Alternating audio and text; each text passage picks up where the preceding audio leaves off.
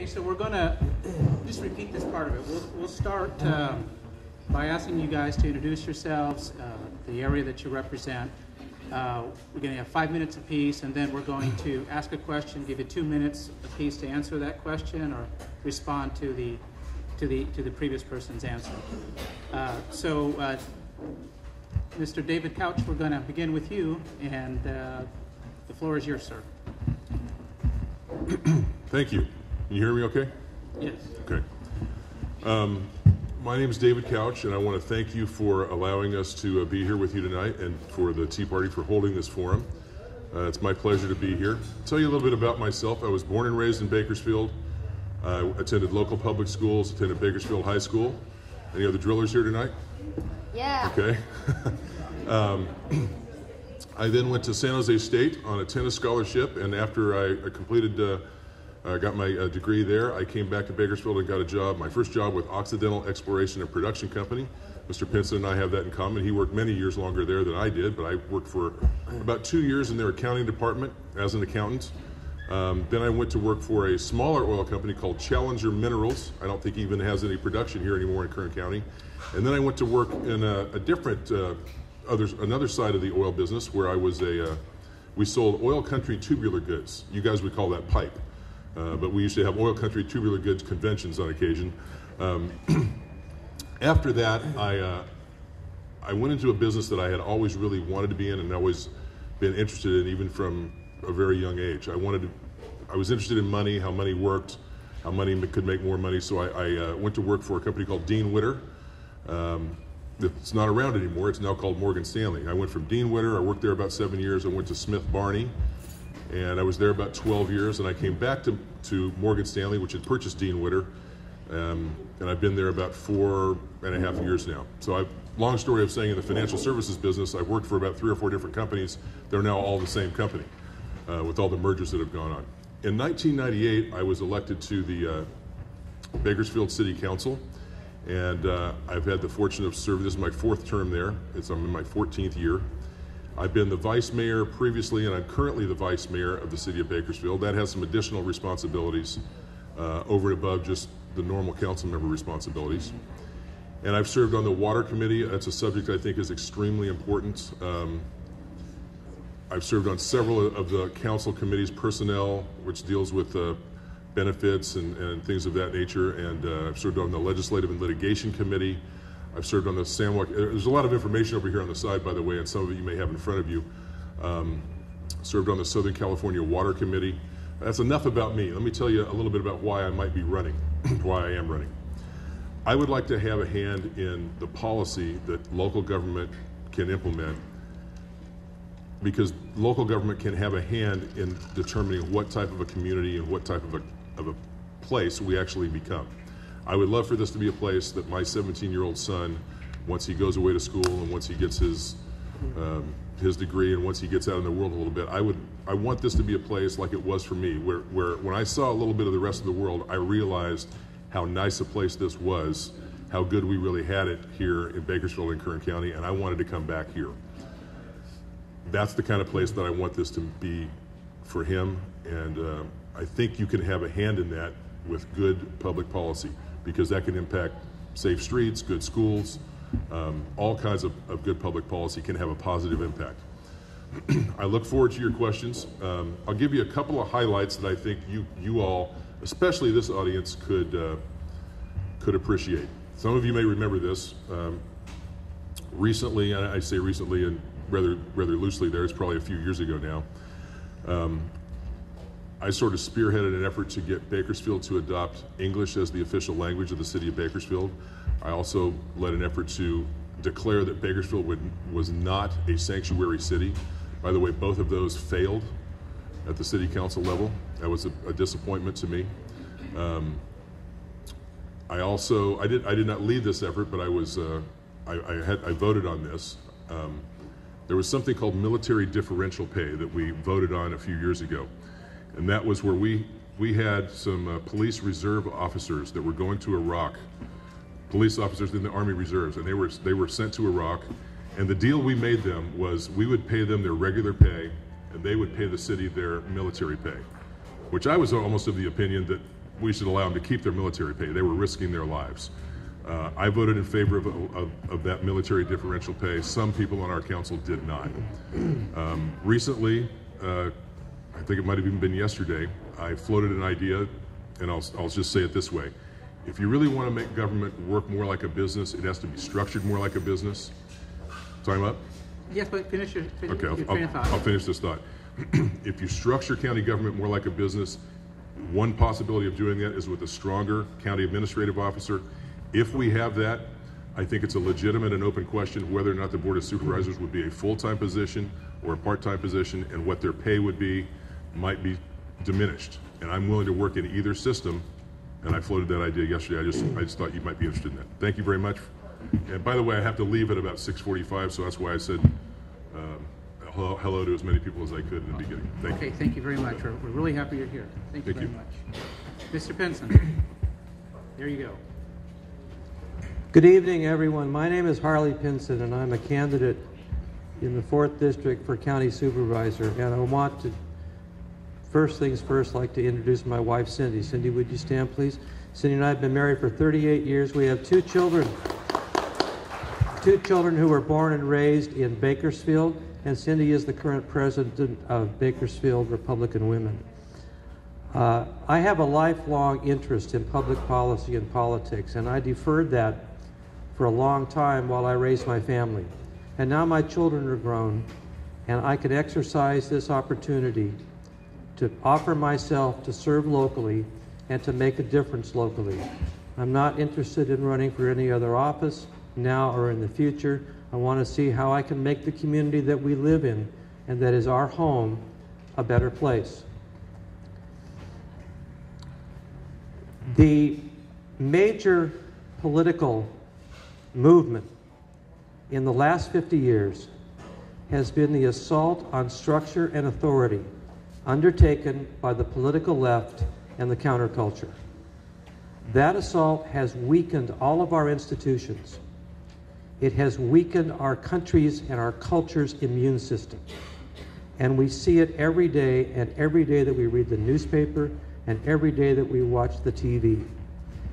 President Obama is the current embodiment of that assault on structure and authority in America. That is what we have to contend with. And it's what drives me and what motivates me to run for this office. I'm not cut out, very few people are to run for president or Congress or the state legislature. This is where I think I can serve.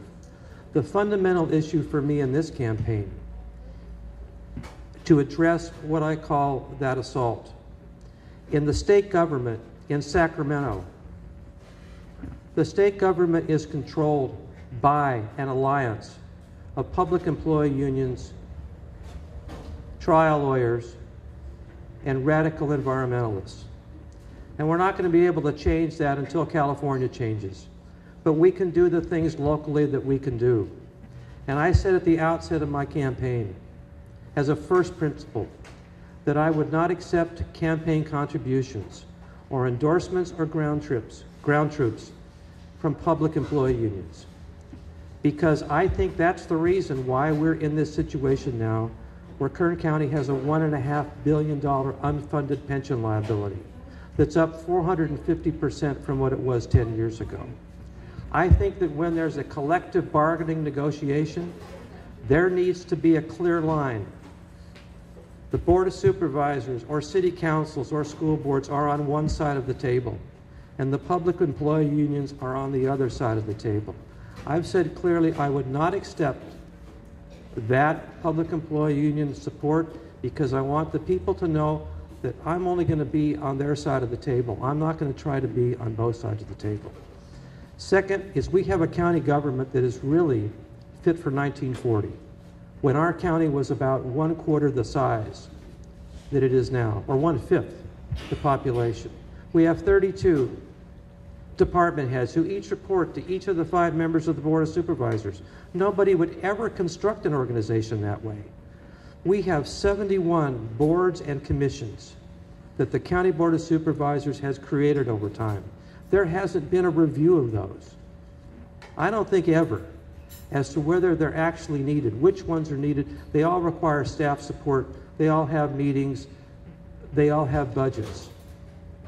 We need to look at those things. As far as a part-time Board of Supervisors, I think that can be looked at in the sense of how we're going to reorganize the whole county government.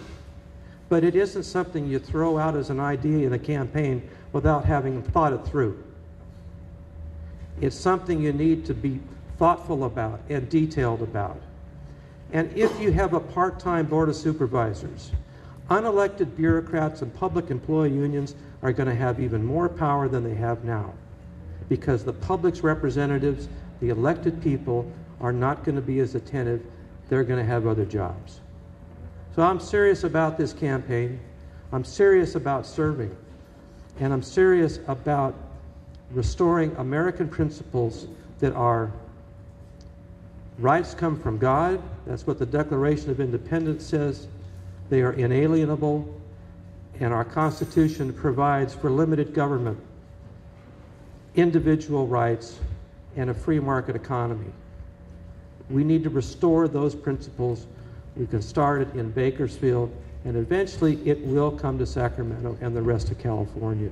And I hope it comes in November and in June. Elections across this country, the future of our country is in the balance. I look forward to all of your questions, and I'll be here as long as you want to be here. Thank you. Thank you, sir.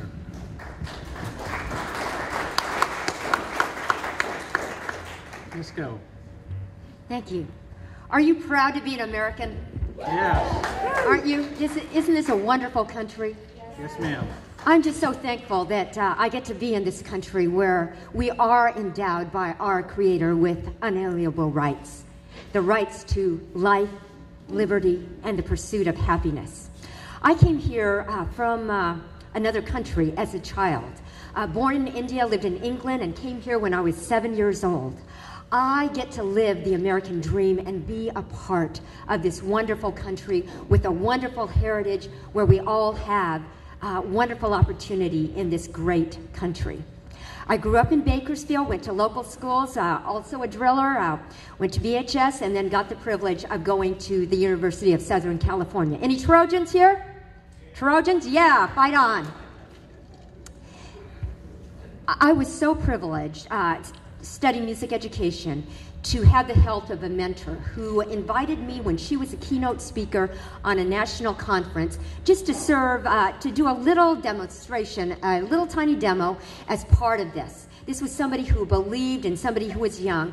And during that conference, God worked a miracle and was demonstrating, and a major publisher from New York happened to be in the audience. I know that there are no happens in my life. I know that God opens up doors. And I got recruited to go back to New York City to work for an educational publisher, McGraw-Hill. Got to spend many years there developing educational textbooks for us. I had a very moving experience, though, on a September day. Got called over to a window when the first plane had crashed. And I'm standing there, and somebody says, "Look, that plane is getting close." And that was the second plane that went into the World Trade Center. On that day, I realized how short life is, and we need to take today to do or to say what we need to do today, because we might not have that chance to do tomorrow. I also realized on that day how similar we are as human beings. Just so thankful for that New York experience. But then in 2004, my mom became ill, and I came back to Bakersfield to be with her during her final days. I reflected on those days to my childhood as we were growing up, the call in our lives to serve others, valuing education, and knowing that faith has to be the foundation of everything that we do. During those days, I got involved in a nonprofit that serves people through mentoring and education. And that nonprofit transitioned people who were going through difficult times, some people on welfare, but not leaving them there on welfare, moving them to self-sufficiency. We can't have people feed off the government forever. We can move them on to self-sufficiency and to education. I got to do that with the poorest of the poor and with people who are going through hard times, young people, moving them on from a life of crime on to being productive citizens in our great country. I thought I could be there for a long, long time, and then I got this opportunity to serve. I heard that former Senator Michael Rubio was moving on to the Senate. He already had, and there was a vacancy, and so I was asked whether I would consider a governor's appointment. And I thought, this is crazy. I'm not a career politician. I'm just here to serve the people.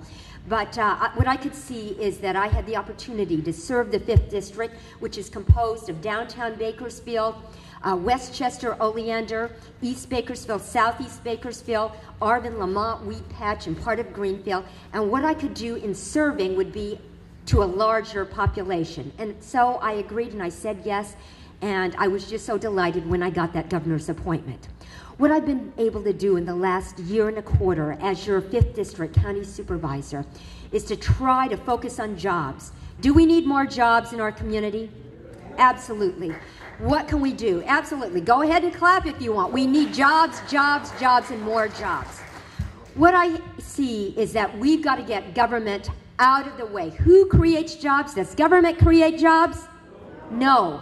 The private sector creates jobs. And that's what I see is that we've got to get government out of the way. We have to be able to stimulate the economy by removing obstacles to job creation. How do we get people here? It's by making things easy. It's not by slowing that permitting process down, throwing up regulations. So we've given a directive to all our department heads. You've got to create a business-friendly environment, remove obstacles to job creations, get government out of the way. Secondly, we've got to reduce crime. In my district, we have lots and lots of crime. How do we reduce crime? We can't lock people up forever, but through prevention efforts, making sure that our young people aren't moving on to lives of crimes. We've got to be able to do that and reduce crime, reduce drug dependency, reduce those things that are just burdens to our community. Thirdly, education. We've got to create more partnerships in education. Can government, can school districts do it alone? Absolutely not. That's what I get to see now when I'm on the inside of government. We cannot do it alone. We have to have those of you out there partnering with us. We have to have private enterprise partnering with us. So I'm committed to doing that. It has been just my pleasure to serve during this year and a quarter, and I would love to have that privilege of continuing to serve with you for the next 4 years. And so it is my joy to be here and dialogue with you tonight. Thank you so much. Thank you very much. Okay, so we're going to start with the first question here, and we're going to start with Mr. David Couch, with 2 minutes response. Do you support or oppose the high-speed rail? Do you support or oppose the high-speed rail? What would you do to stop the entire project? I've cast a vote in opposition to high-speed rail at the Bakersfield City Council.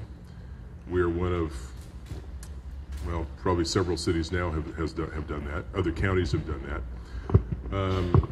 The high-speed rail is an example of government bureaucracy and a bait and switch, and it's a poster child for that. Because when how many here think it would be nice if we had a facility where you could get on the train, you could go somewhere rather quickly at a very reasonable rate? Everybody would agree that that might be a good idea.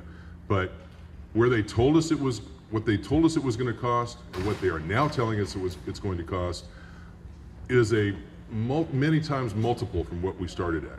We simply can't afford it. And I'll tell you, the real reason we can't afford it, I have a practical experience with this. The way state government now treats local governments, cities and counties, it works like this. If I'm the state and you're the city of Bakersfield, I can take money out of your account when I need it. I got to pay it back to you with interest, which is practically nothing now, in 3 years. But let's say I borrowed $1 million and I pay it back. Then I borrow $3 million and I pay it back. Then I borrow $5 million and I pay it back. I never really pay you back and leave you alone. That is the situation that every city and county finds themselves in with the state of California. So if high-speed rail doesn't really work out and it doesn't pay for itself and it starts to cost more money, guess where it's coming from?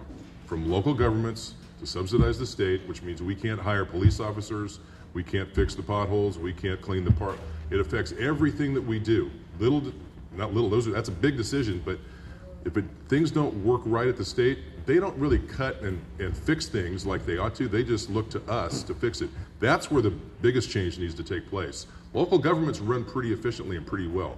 The state's an absolute disaster. But I oppose high-speed rail, especially in its current form, and I've cast a vote in opposition to it. Excellent. Thank you. Thank you, Mr. Couch.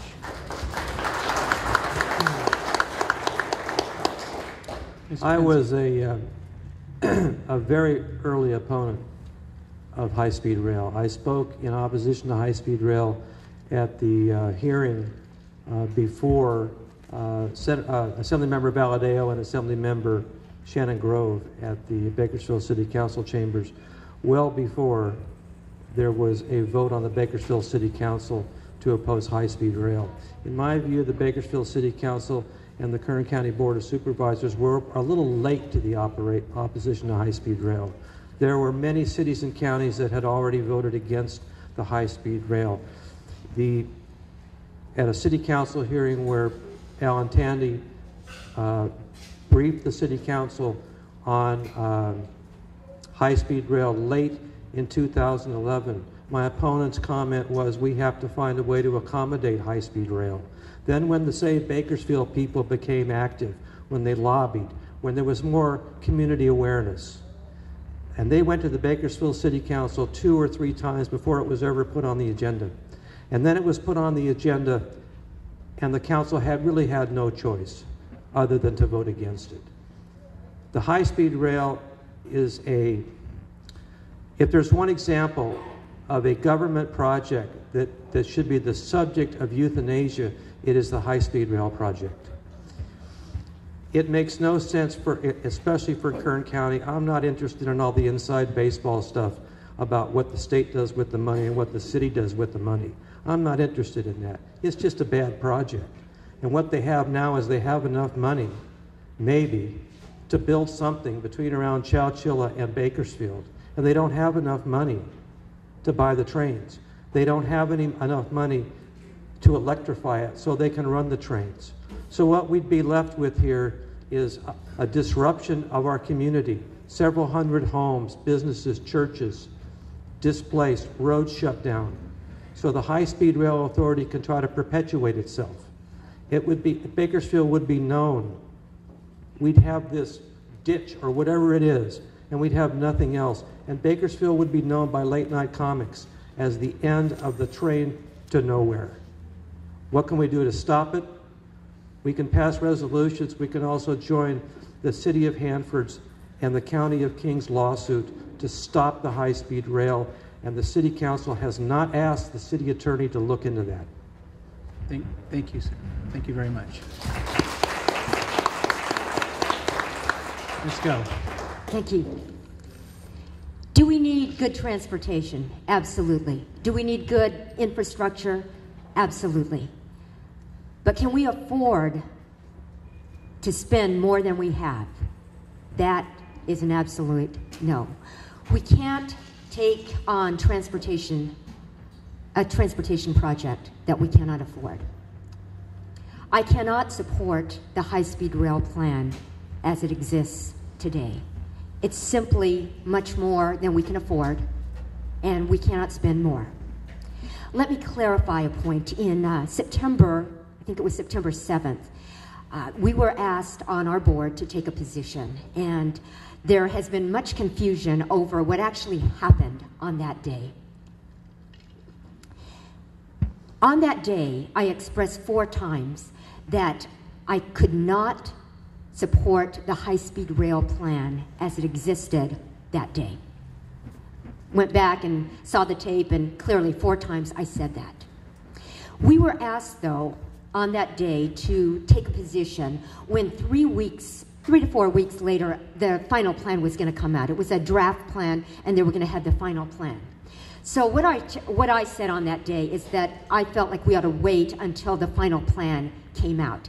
That was so distorted in the media as Karen Go supporting the high-speed rail, when on that very day I said, I cannot support the plan as it exists today 4 times.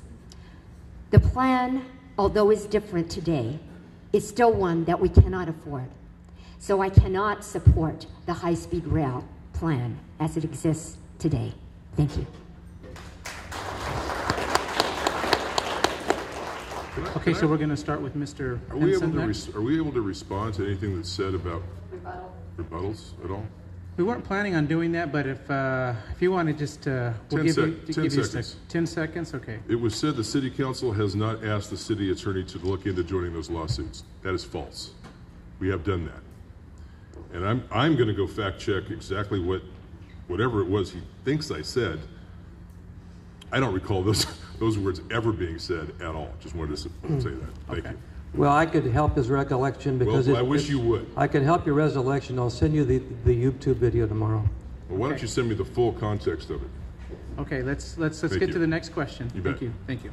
I'll do that, and it seems to make you very uncomfortable. Okay, Mr. Pinson. I would just like to let's get started with the next question. How that came out. Come on, folks. Okay. If we're going to have rebuttal, we should have rebuttal to rebuttal, or we should keep to the rules of 2 minutes, 2 minutes, 2 minutes. Okay, well, that's all I'm asking. That's fine. Let's do that because we're going to end up sidetracked here. So, okay. So, what do you specifically plan to scale back in government? Two-part question. That's one, and second, what percentage of the budget are you willing to cut? The first thing we need to look at is what are the fundamental responsibilities of county government. Their public safety, their roads, their parks, their libraries, the things that people pay taxes for expecting from county government. I started in my opening statement by saying there are 32 boards and there are 32 department heads. We can have a consolidation, we can prioritize, and we can really make the government more effective. We also need to move. We're spending $181 million a year in the county of Kern on public employee pensions, up from $57 million 10 years ago.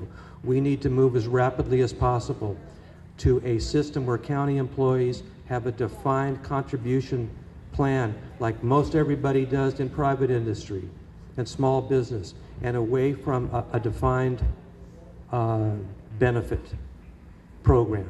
We need to bring the county employees' compensation in line with the private sector. That's the first place I would look to cut. I would also look into privatization of park maintenance, building maintenance, the things that are actually done in the private sector by business. Bid that out, make it competitive. Look at other things where you can do that. Rebid it every 3 years. Make it competitive. Make it in the private sector instead of the public sector. Reduce the number of public employees. By privatizing, you can start with those two things, and you can look at almost everything else.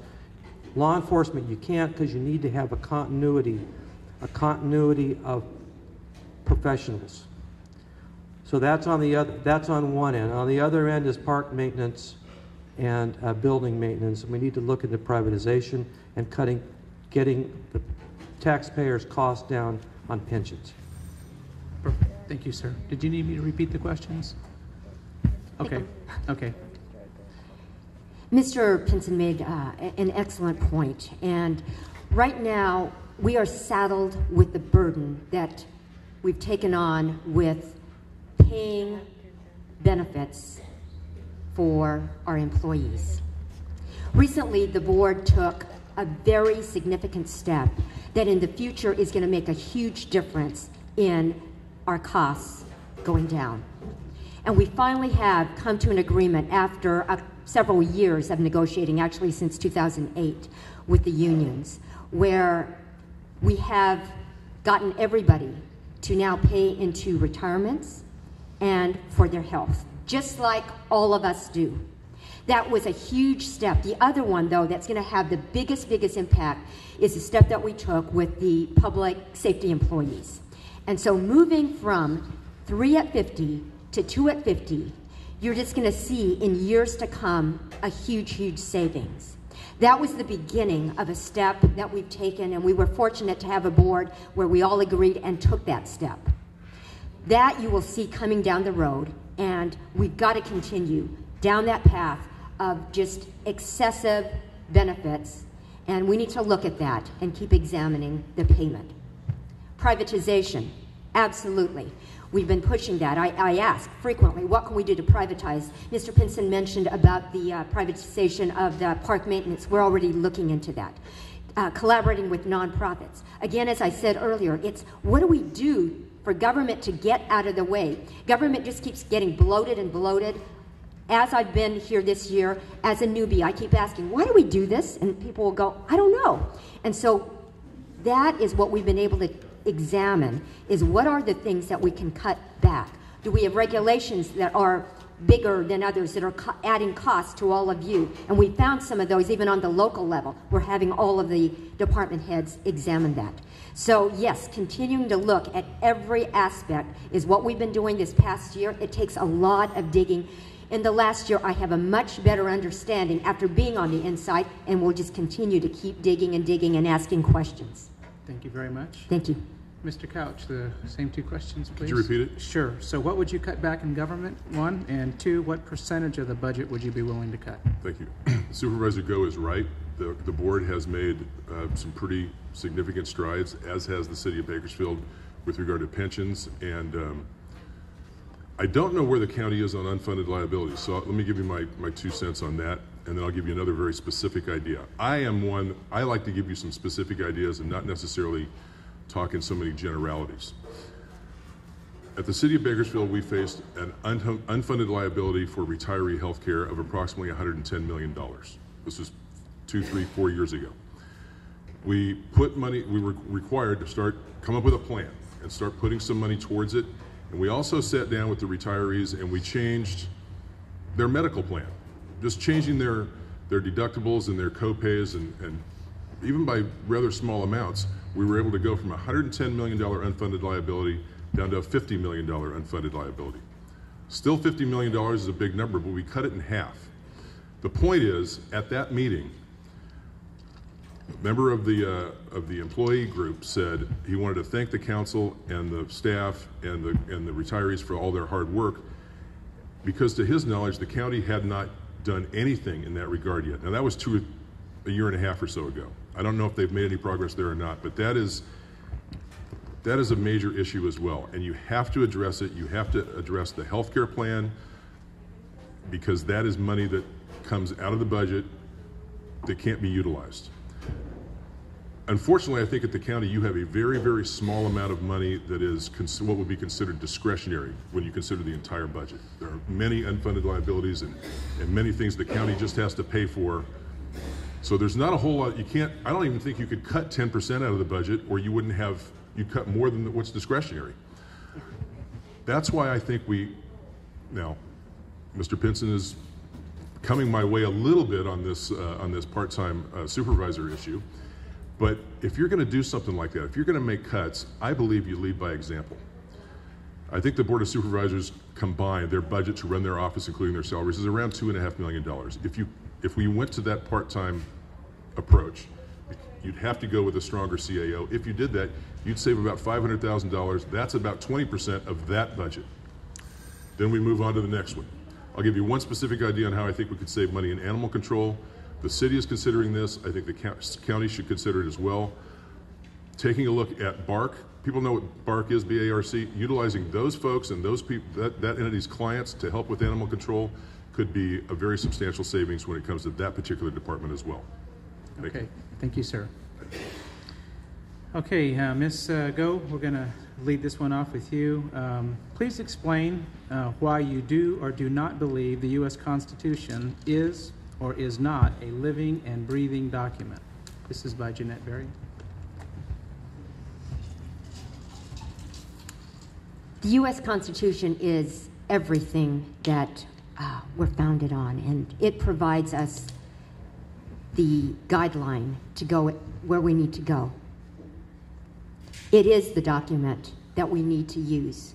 And so we can't change it every day and just say, no, we don't agree with this, we don't agree with this. The U.S. Constitution is our foundation. Okay, thank you very much.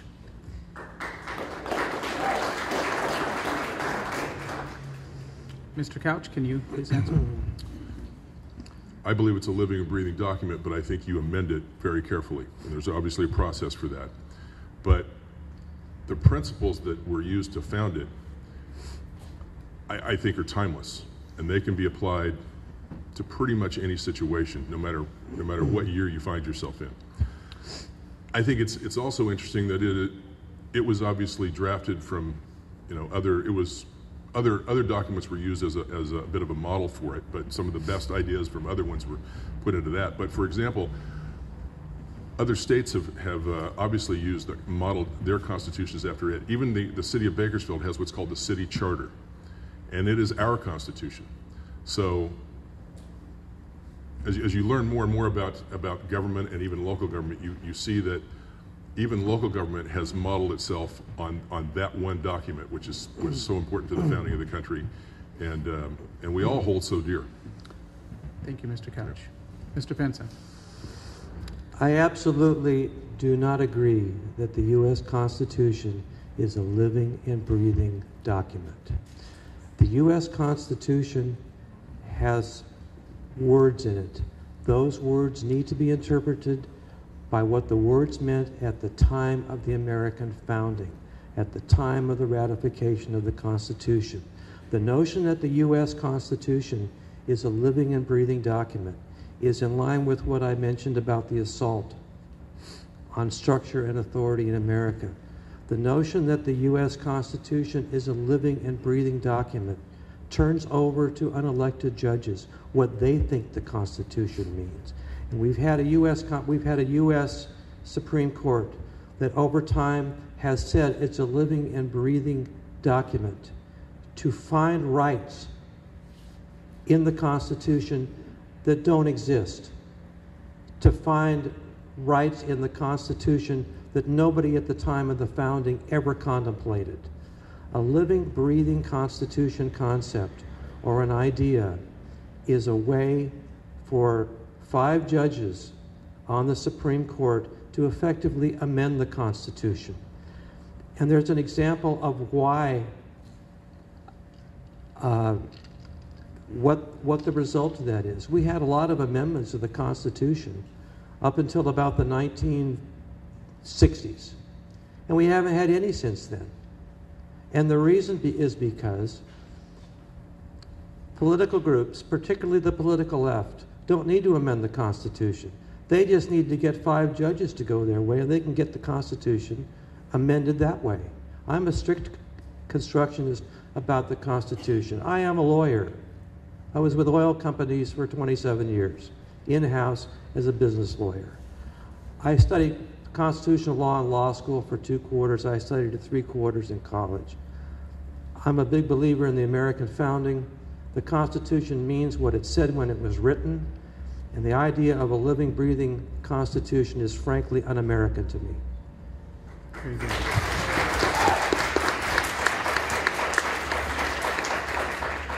Okay, so now we're going to head back to Mr. Couch with this next question. Are you in support of Agenda 21, yes or no? No. That's an easy one. Okay. If you are not, explain what you are doing to stop it. Well, you stay vigilant, and you just look for ways that agenda and the elements of it are finding their way to creep into government at all levels. And you educate yourself about the elements of it, and you just stay on the lookout and see where are they pushing it, how are they pushing it. And we are under attack. It's coming from all sides. So you just have to stay. It comes from the grassroots, from the ground up. It comes from the top down. It's coming from all different directions. Okay. You have to educate others as well to help. Very good. Thank you, Mr. Couch. Mr. Pinson. Well, I'm opposed to Agenda 21. I'm opposed to any sort of super regional or one world sort of approach to government. I think government that is closest to the people is best. The government must be limited. What have I done to oppose Agenda 21? Well, I really haven't done anything because I haven't been elected to anything and I haven't been involved in that cause. But what I would do if I'm elected, and I think maybe that's where we differ, I think if you're on the Board of Supervisors or on a city council, you take the agenda every week and you read the agenda, or every couple of weeks if you're on the city council, and you vote on it.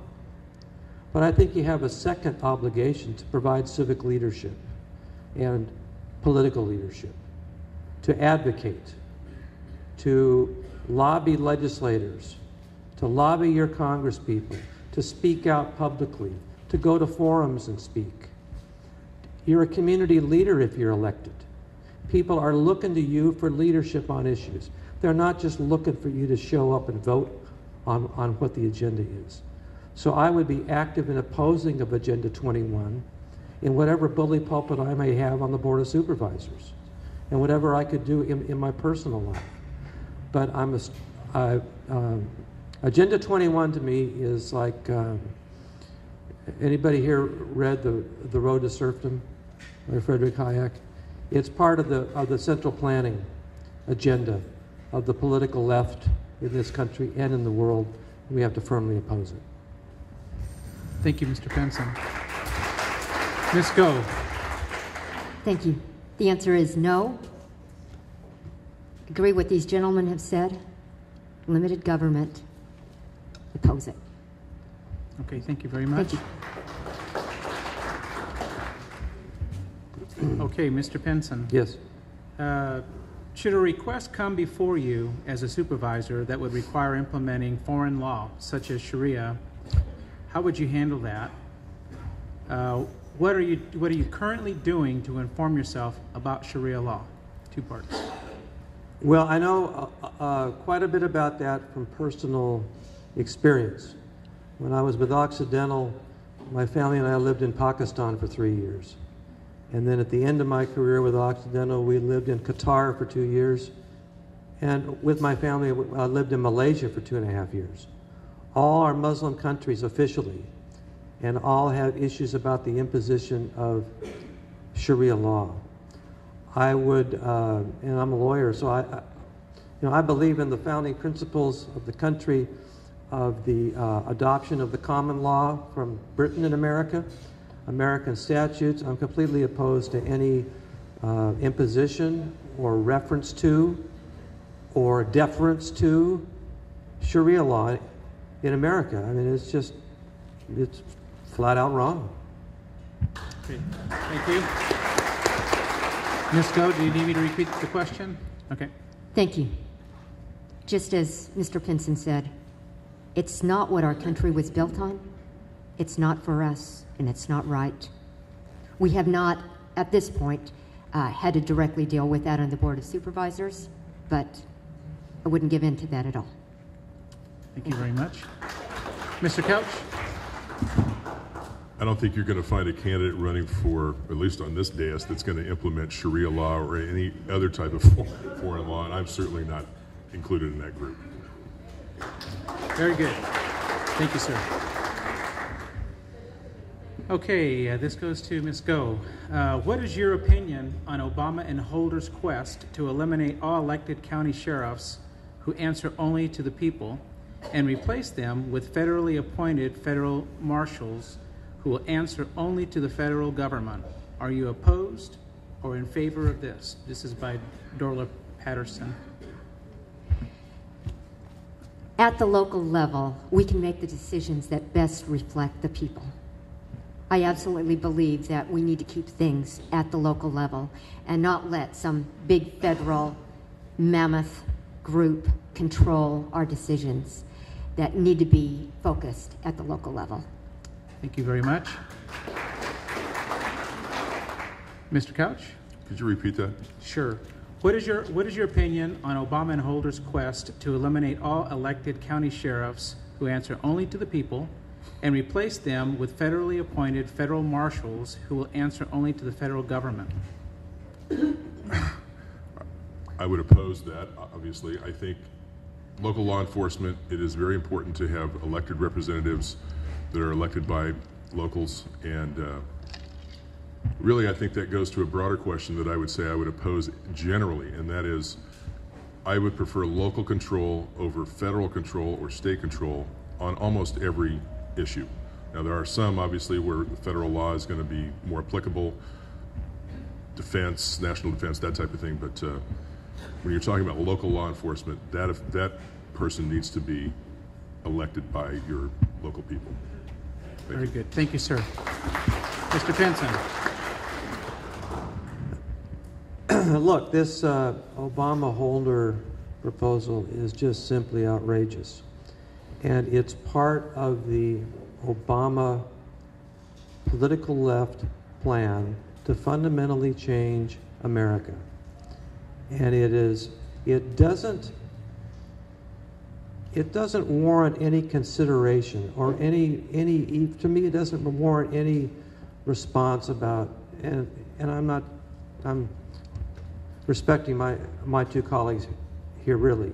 It doesn't warrant any response of whether we should have sheriffs elected at the local level or appointed by holder. It really is reflective of the attitude of the Obama administration and the political left trying to take over the country. It needs to be addressed at that level in November, and we have to do that. And this is one of probably 100 or 1,000 things that the Obama administration is doing or proposing or trying to do by executive order that are just like this. And that's where the issue is. The issue is in the November election. And that's where I'd like to leave it on this issue and not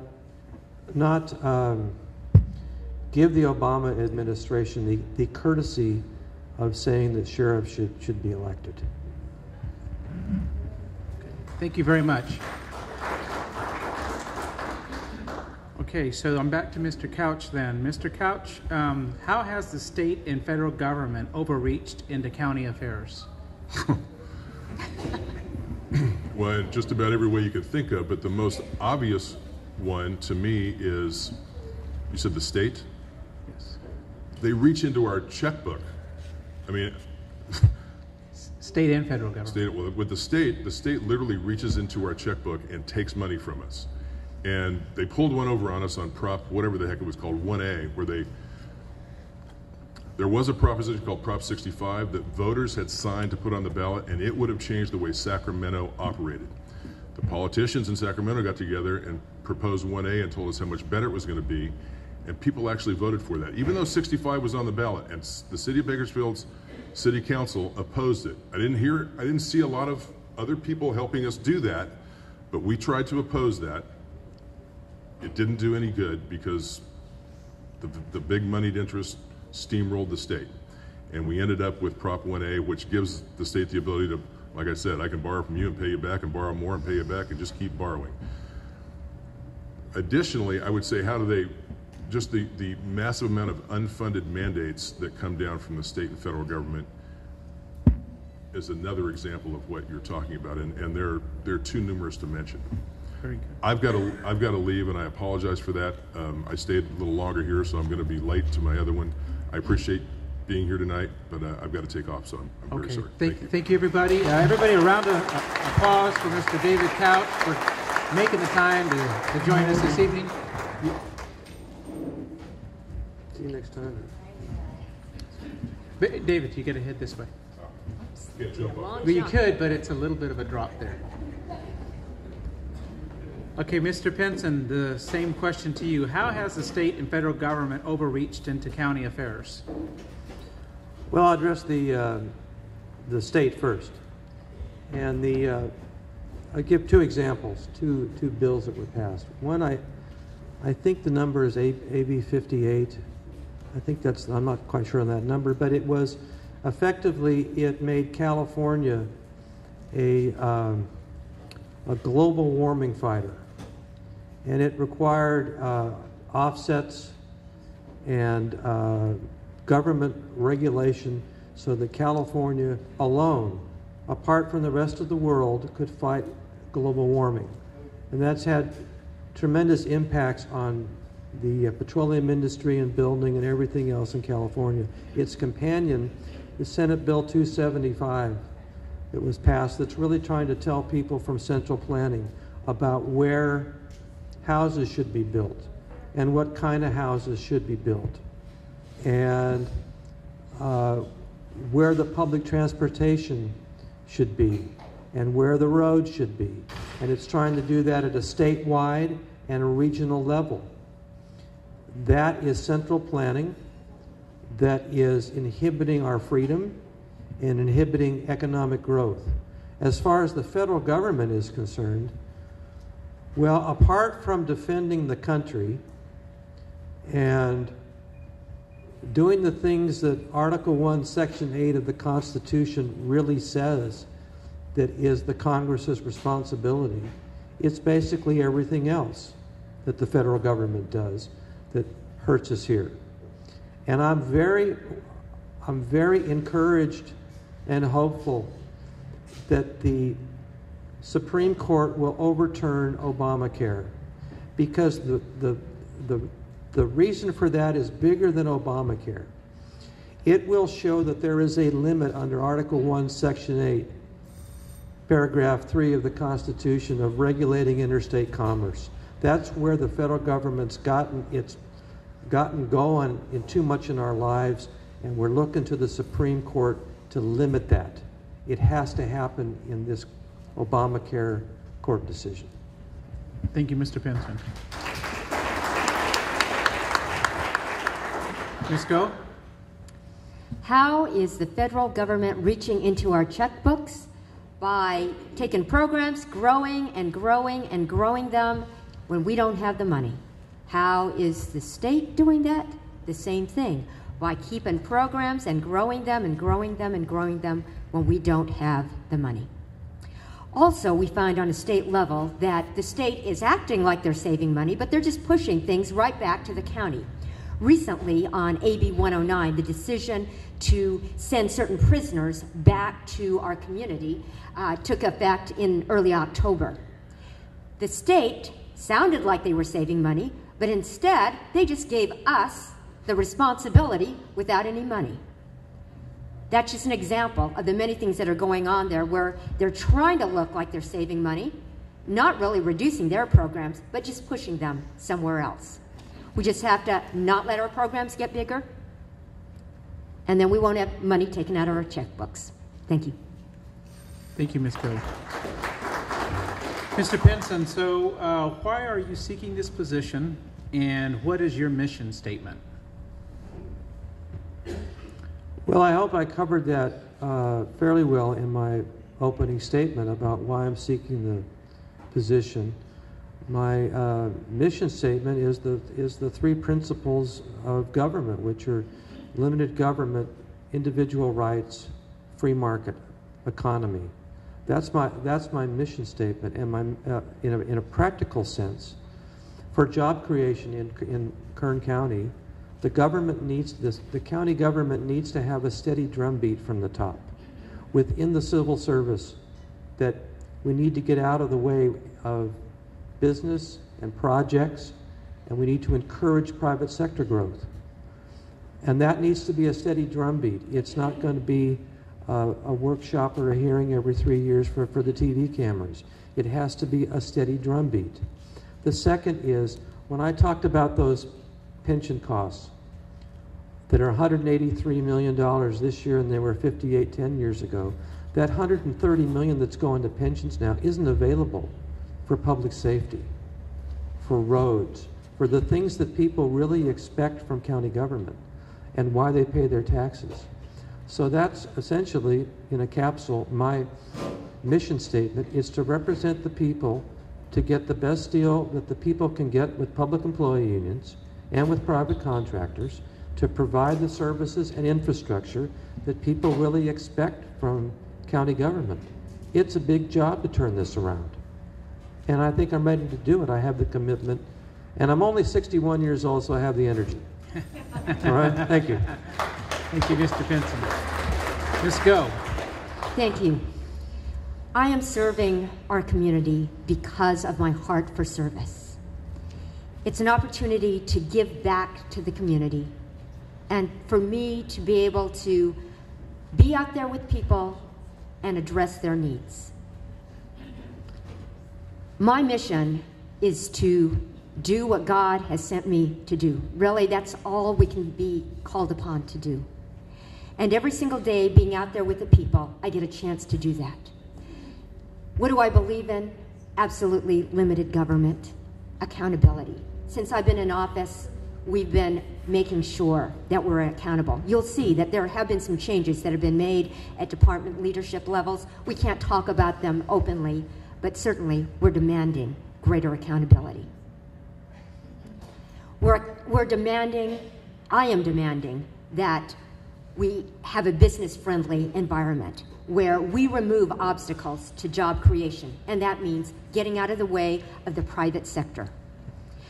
I will continue to fight for crime, to reduce crime through prevention, to reduce substance abuse, and then also to promote education for all. In doing so, we bring the public sector, we bring the private people in, we bring nonprofits in, but it's together where we're all doing it.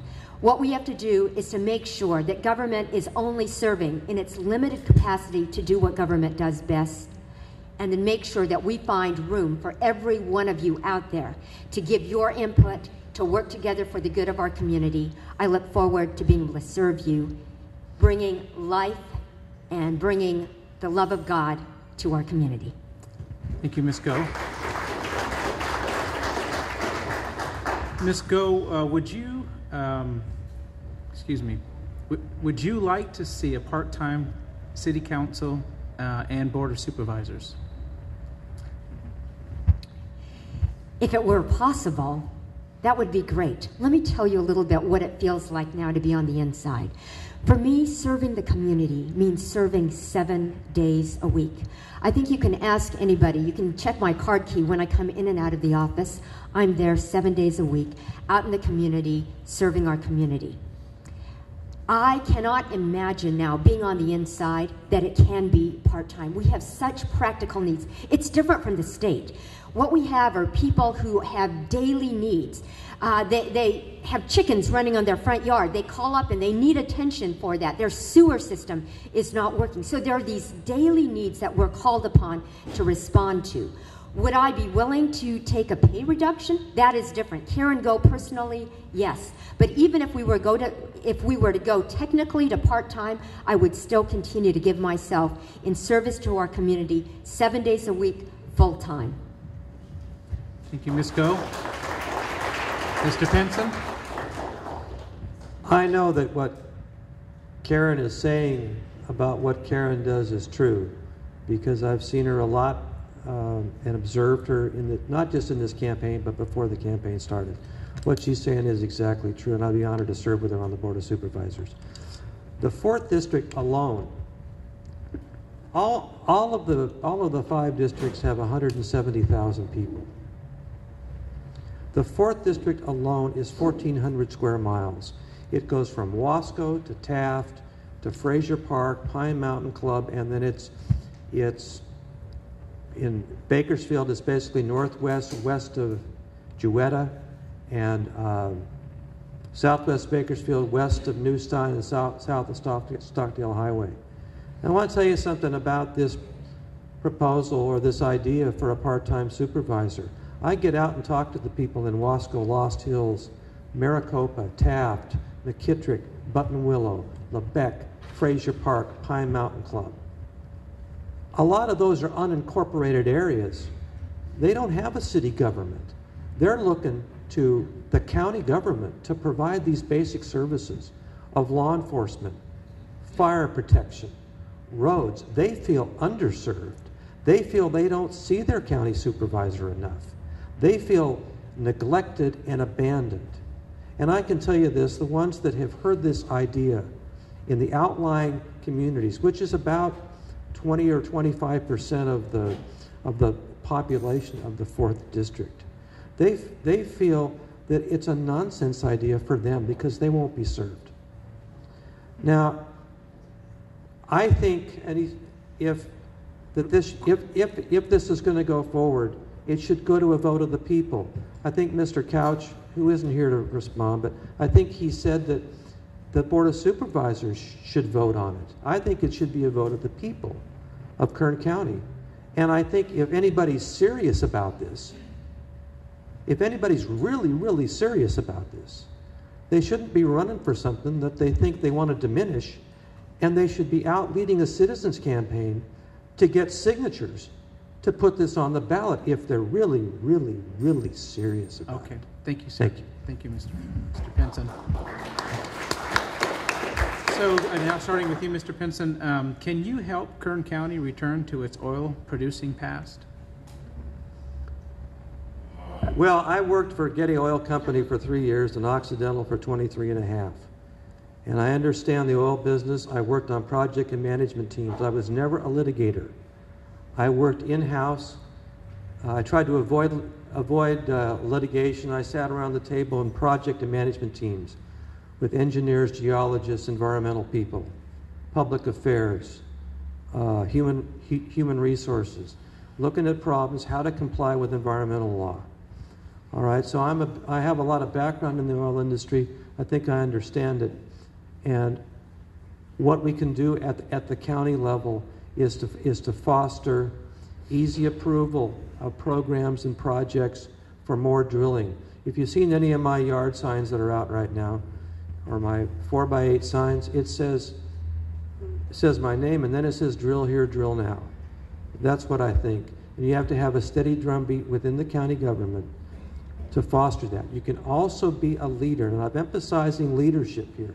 A lot of this stuff that's stopping oil production, oil exploration in the state is coming out of the state government. So you have to lead, and you have to combine your leadership with people like Les Clark at IOPA and SIPA and the Western States Petroleum Association and all industry groups and employee groups who want to drill more. Drill here, drill now. I'm the oil guy.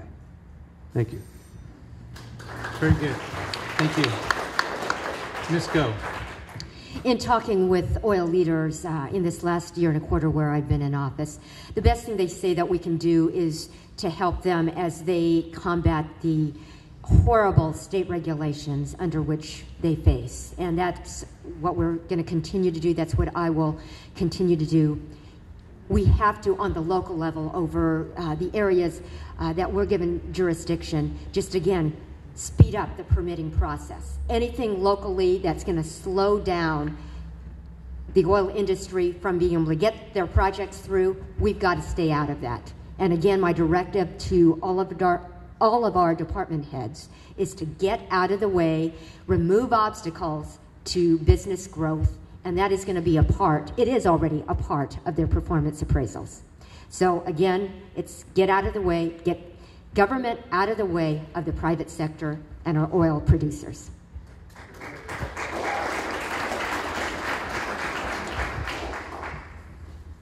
Okay, so starting with you, Ms. Go, what is the most important thing you will do in your next term, should you win?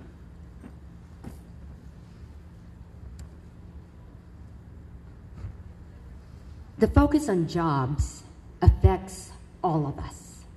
And I believe I have to continue in that arena, just to keep trying to find ways where we can have economic growth. So that clearly will be a focus. With who I am and with what I believe, we've got to shrink government. That's what I've been able to see coming in as an outsider, not a career politician, but just keep chipping away at how can we become more efficient? How can we get rid of those things that we don't need to? It's by thoroughly examining all of the issues. That is my commitment. I feel over the last year I've learned a lot, and I want to continue in the next 4 years to be able to do that, getting government out of the way, but providing economic development for our community. Thank you, Ms. Go. And Mr. Pinson, what will you do in your first term? Most important thing you will do in your first term? The most important thing I would do is to remain politically and governmentally independent from any influence, any undue influence, or any influence at all from public employee unions. They have their rights. They're, under the Dills Act in 1978, created public employee unions in California. All right, so they have their role to play. It's lawful, and as long as the state law isn't changed, they're going to be there. They have their job to do, which is to get the best deal and the best whatever they can for their members. That's their right to do that. It's not my place to argue with that. But my role as a county supervisor is to represent the people, to be immune from the influence of public employee unions, because the people are electing us to spend their money. If a business wants to pay, if a business needs to hire somebody and the market is $30, well, if they want to pay them $35, that's their business. It's their own money. And they have the right to spend their money the way that they want. If the county hires somebody and they can get somebody for $30 and they give them $35, they haven't spent their own money. They've spent the people's money, and in effect, they've made a gift of the people's money. So my first view is that we need to get a hold of this influence of public employee unions in every decision that county government makes. And we need to represent the people's interests and let the unions do their thing and decide, as 5 members of the Board of Supervisors, what's the best thing to do for the people. The Board of Supervisors requires, it's pretty simple. It's political will, leadership, and 3 votes. Or 4 votes if you have to change an ordinance. All right? It's not complicated. It's not a lot of inside baseball jargon. That's the principle. And if you don't have principles like that, and you get into government, you'll never get them.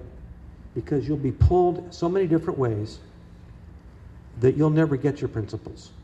And you won't serve the people. Thank you. Thank you, Mr. Pinson.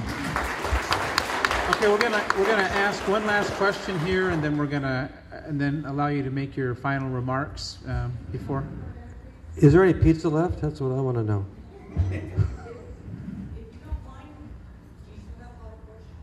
I do have quite a few. Would you mind staying and No. and answering them? I'll be here. Ms. Gross said she doesn't mind letting him speak. Okay. So if you don't mind, do you want This to is, I'm having a Well, great time. why don't we take a little bit of a break then, and then we'll start up with some additional questions. Yeah, it's fine. Sure. Okay, I'll do that.